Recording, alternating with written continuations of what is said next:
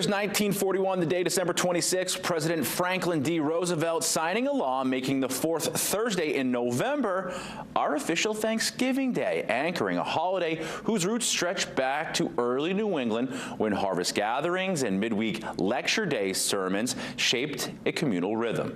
Here in Maine, that rhythm is unmistakable. Towns once measured seasons by the lobster haul and the potato dig and a final apple pick. Maine's story is woven with those harvests, with the centuries-long presence of the Wabanaki peoples whose stewardship of the land and sea is part of the region's history. The famous 1621 Plymouth Feast, when the Pilgrims and Wampanoag shared a meal, echoes in our memory. But Thanksgiving in Maine today, also a chance to recognize indigenous neighbors, rural farmers, fishers, and the many hands that bring food to our tables. Making the date permanent in 1941 gave families from shipyard workers in Bath to foresters in the North Woods certainty in wartime America. A day to gather, give thanks, and renew community ties.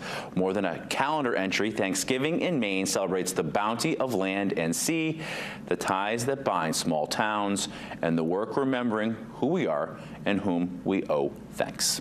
Until tomorrow, I'm Brian Sullivan.